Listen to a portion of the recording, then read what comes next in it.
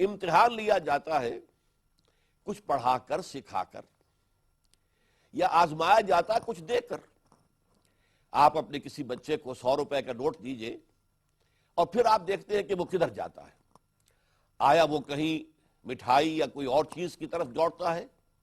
یا وہ کہیں کسی کتاب فروش کے پاس پہنچتا ہے، کوئی کتابیں خریدتا ہے، کوئی رسالے خریدتا ہے۔ اس سے آپ کو اندازہ ہو جائے گا کہ اس کا میلان کدھر ہے۔ تو اسی طریقے سے جیسا کہ میں نے عرض کیا، امتحان یا لیا جاتا ہے کچھ پڑھا کر، سکھا کر، اور یا لیا جاتا ہے کچھ دے کر۔ تو ہمیں کیا دیا ہے اللہ تعالیٰ نے اور کیا سکھایا ہے اللہ تعالیٰ نے جس کی بنیاد پر ہمارا امتحان لیا جا رہا ہے، یہ بہت اہم نکتہ ہے اور حکمت دین اور فلسفہ دین کا بہت غامض مقام ہے۔ دیکھیے، اللہ تعالیٰ نے سب سے پہلے ہمیں بصارت اور سماعت عطا فرمائی۔ سورہ دہر کی جو آیت میں نے ابھی کوٹ کی تھی، اِنَّا خَلَقْنَا الْإِنسَانَ مِن نُطْفَةٍ أَمْشَاجٍ نَبْتَلِيهِ، اب اس کے بعد الفاظ آتے ہیں فَجْعَلْنَاهُ سَمِيعًا بَصِيرًا، ہم نے اسے اندھا بہرا بنا کر اس دنیا میں نہیں بھیجا ہے، اسے سماعت عطا فرمائی ہے، اسے بصارت عطا فرمائی ہے،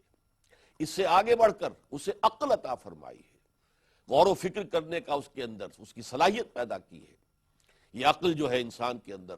یہ ہے در حقیقت کہ جو اسے صحیح اور غلط کے درمیان امتیاز کرنے کی صلاحیت عطا کرتی ہے۔ پھر ایک اور شے دی ہے اللہ تعالیٰ نے، اور وہ یہ ہے وَنَفْسٍ وَمَا سَوَّاهَا فَأَلْهَمَهَا فُجُورَهَا تَقْوَاهَا، قسم ہے نفس انسانی کی اور جو اسے بنایا اور سنوارا اور تیار کیا اور اس کی نوک پلک سنواری، اور اس میں نیکی اور بدی کا علم، فجور اور تقوی کا علم الہامی طور پر ودیت کر دیا۔ یعنی ہم دنیا میں آئے ہیں تو جیسے ہمیں باطنی، جیسے ہمیں ظاہری بصارت اور سماعت دی گئی ہے، ایسے ہی ہمارے اندر ایک اندرونی بصیرت بھی ودیت شدہ ہے کہ ہم جانتے ہیں بائی ایور ویری نیچر کہ کیا اچھا ہے، کیا برا ہے، کیا نیکی ہے، کیا بدی ہے، کیا خیر ہے، کیا شر ہے، کیا گڈ ہے، کیا ایول ہے۔ یہ علم بھی انسان کو فطری طور پر اللہ نے عطا کیا ہے۔ اس سے آگے چلیے، اللہ تعالیٰ نے اپنی روح میں سے ہم میں پھونکا ہے۔ مسجود ملائک جو بنایا تھا حضرت آدم علیہ السلام کو، تو 2 جگہ قرآن مجید میں ذکر موجود ہے کہ فرشتوں سے اللہ نے فرمایا تھا کہ میں ایک انسان پیدا کرنے والا ہوں، انی خالق بشرا من صلصال من حمأ مسنون، لیکن جب میں اس کو تیار کر لوں، بنا دوں، سنوار دوں، وَنَفَخْتُ فِيهِ مِن رُوحِي فَإِذَا سَوَّيْتُهُ وَنَفَخْتُ فِيهِ مِن رُوحِي فَقَعُوا لَهُ سَاجِدِينَ، جب میں اپنی روح میں سے اس میں پھونک دوں تو گر پڑنا اس کے سامنے سجدے میں۔ فَسَجَدَ الْمَلَائِكَةُ كُلُّهُمْ أَجْمَعُونَ، میں پہلے بھی سنا چکا ہوں، اس میں کوئی مستثنیٰ نہیں ہے۔ حضرت جبرائیل بھی تھے اور میکائیل بھی تھے اور اسرائیل بھی تھے اور اسرافیل بھی تھے، اور سارے ملائکہ کلہم اجمعون، انہوں نے حضرت آدم کو سجدہ کیا۔ تو یہ روح ربانی جو ہمارے اندر پھونکی گئی ہے، اس روح کے اندر اللہ تعالیٰ کی معرفت بھی موجود ہے اور اللہ تعالیٰ کی محبت بھی، اگرچہ وہ یوں سمجھ لیجئے دھیمی دھیمی آنچ کے ساتھ، سلگتی ہوئی آنچ کے مانند ہماری روح میں اللہ کی محبت بھی ہے۔ یہ ساری چیزیں دیکھ کر ہمیں اس امتحان گاہ میں بھیجا گیا کہ اب دیکھیں گے تم کیا کرتے ہو۔ اب اس معاملے میں سمجھ لیجئے، اس سے ایک نقطہ بہت واضح ہو جائے گا، کیونکہ یہ جو اللہ نے دیا ہے انسان کو، اس کا پھر نقطہ عروج ہوگا جس کا میں بعد میں ذکر کروں گا، وہ نبوت و رسالت ہے۔ لیکن یہ جان لیجئے کہ اگر کوئی نبی نہ آتا، کوئی رسول نہ بھیجے جاتے، تب بھی ہر انسان اکاؤنٹیبل تھا، رسپانسیبل تھا۔ ہم نے تمہیں نیکی اور بدی کا شعور عطا فرمایا تھا، تم نے بدی کو ترک کیوں نہ کیا، نیکی کو اختیار کیوں نہ کیا؟ ہم نے تمہیں عقل دی تھی، ہم نے تمہیں سماعت اور بصارت دی تھی،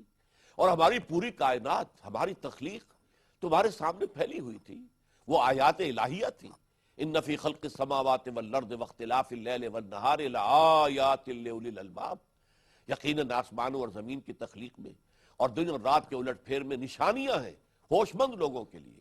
تم نے کیوں نہ سوچا، کیوں نہ ہماری آیات کو دیکھ کر ہمیں پہچانا؟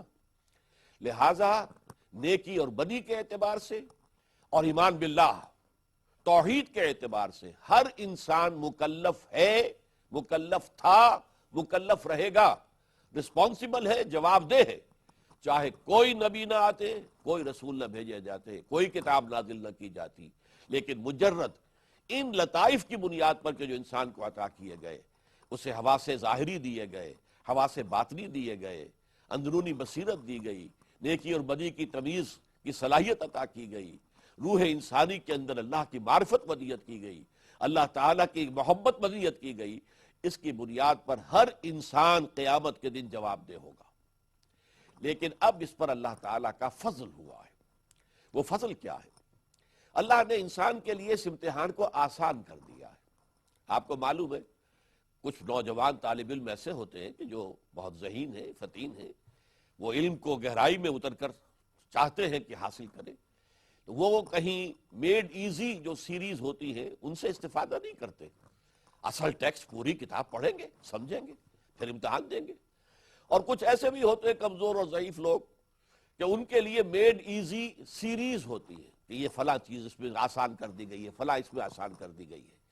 تو اللہ تعالیٰ نے اتنا بڑا امتحان جو انسان نے پاس کرنا ہے اس کو اس نے آسان بنایا۔ کس سے؟ اللہ نے اپنے برگزیدہ بندوں کو مبعوث کیا جو انسانیت کے معراج پر فائز تھے، جو معصوم تھے، جن سے خطا کا صدور ہو ہی نہیں سکتا تھا، جن کی سیرت و کردار بڑے اعلیٰ درجے کی، اعلیٰ پیمانے کی تھی، جن کا دامن سیرت بالکل داغدار نہیں تھا، صاف تھا، ان کو اللہ تعالیٰ نے وحی کے ذریعے سے خاص علم ہدایت بھیج دیا۔ یہ وحی کا سلسلہ، ایمان بالوحی، فرشتوں کے ذریعے سے، حضرت جبرائیل علیہ السلام کے ذریعے سے وحی آتی رہی۔ اور یہ وحی اس لیے آئی کہ جو میرے بندے زیادہ سمجھدار نہیں ہیں، یہ نبی ان کے سامنے دین کی دعوت کو کھول کر بیان کریں،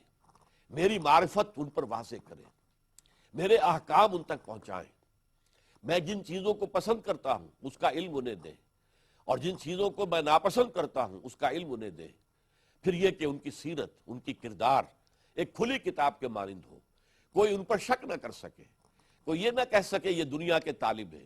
یا چودراہٹ کے حصول کے لیے انہوں نے یہ سارا ڈھونگ رچایا ہے، معاذ اللہ۔ ایسے انسان، نہایت پاکیزہ کردار اور سیرت کے انسان، ان کے پاس اللہ تعالیٰ نے وحی کے ذریعے سے جو بذریعہ فرشتہ آئی، بذریعہ جبرائیل آئی، اپنا پیغام بھیج دیا تاکہ لوگوں تک اس پیغام کو پہنچا دو۔ یہ گویا کہ اللہ تعالیٰ کی طرف سے ہدایت کا آخری مرحلہ ہے، اسی لیے اس کو رحمت کہا گیا۔ نبوت اور رسالت رحمت ہے، اس لیے کہ در حقیقت اس سے وہ عظیم امتحان جو ہے ہماری زندگی کا امتحان، اس زیاں خانے میں تیرا امتحان ہے زندگی، اس عظیم امتحان کو پاس کرنا ہمارے لیے آسان ہو گیا۔ ہم نے نبیوں کی پاک سیرتوں کو دیکھا، ہم نے ان کی شخصیتوں کا مشاہدہ کیا، ان کے پاس جو وحی آئی ہم نے وہ سنی، اس کا مطالعہ کیا، اس پر غور کیا۔ تو اس سے در حقیقت جو ہمارے دلوں کے اوپر اگر کوئی غبار آ گئے تھے جس کی وجہ سے ہم اپنے دل کے اندر، جو ہماری روح کے اندر جو مثبت حقائق ہے ان کی طرف سے ہماری توجہ ہٹ گئی تھی، ان کی طرف ہماری توجہ ہو گئی، اور اللہ تعالیٰ کا ایمان، اللہ کی صفات کمال، ان سب کے بارے میں ہمیں علم حاصل ہو گیا، ہمارے لیے اب آسان ہو گیا امتحان۔ تو یہ اللہ کی رحمت ہے،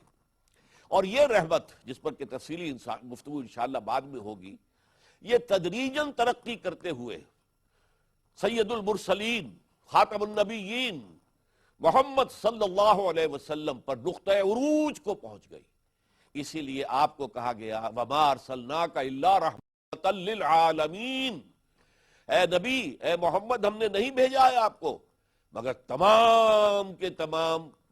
جہان، جتنے بھی ہیں جہان والے، ان سب کے لیے ہم نے رحمت بنا کر بھیجا ہے۔